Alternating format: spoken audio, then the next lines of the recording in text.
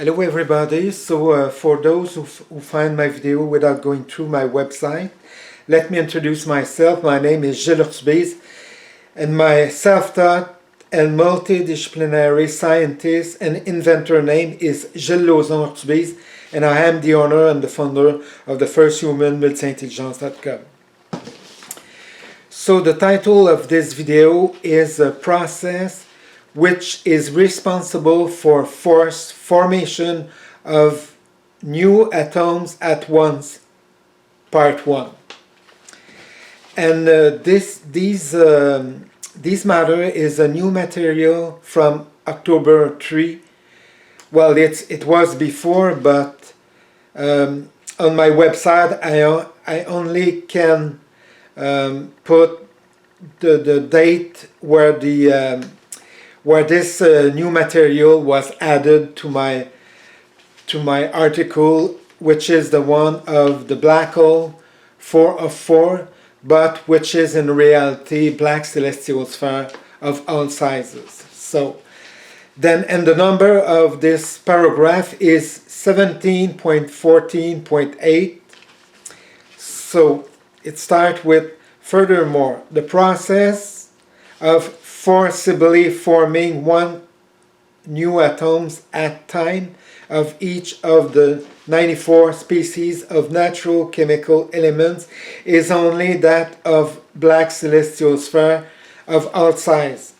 So, of course, because the black celestial sphere of all size, they had the highest internal pressure, the highest internal speed, internal speed, and at their surface, and they have the strongest gravitational forces and internal gravitational forces to be able to forcibly forming one new atoms at a time. So I keep continue. Who is responsible for forcibly forming new atoms at only one at a time by this process, but from a kind of elementary particle that comes from the same kind of natural chemical elements. As a result, the black celestial sphere are able, for example, to forcibly form one proton at a time of one of the 94 species of natural chemical elements inside any of the 94 floating containers of a black celestial sphere of any size. But when the atoms is complete its formation, is going to its corresponding floating container. So, and which is one of the 94 floating containers for each species of natural chemical elements. On the other hand, and in general, the elementary particles which are swallowed and engulfed inside the black celestial sphere in an individual way, they find themselves joining the central floating container of the black celestial sphere, which is that of hydrogen.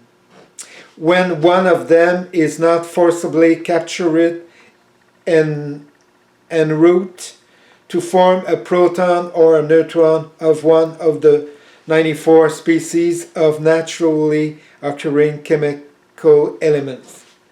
So those who manage to reach the central floating hydrogen container without being captured en route, they are individually found to form at first opportunity a proton or a neutron of one of the 94 species of natural chemical elements. On the other hand, there is only one species of quark U or quark D for each of the 94 4 species of proton, which go into the separate formation of the 94 species of natural chemical elements, in the sense that a species of U quark or D quark of helium cannot enter into the formation of hydrogen atoms, or any of the other 92 species of natural chemical elements, in such a way as to prevent the black celestial from forming atoms of each of the 94 species of natural chemical elements with U or D quarks of another natural chemical elements. And this has the consequence that the amount of each of the 94 species of natural chemical elements cannot change, and therefore that the chemical composition of the universe cannot change too. And this even if all the other species of elementary particles are all of the same species. So of course, all the other particles, except for the ones they compose the proton, they can all be the same species. This because it only needs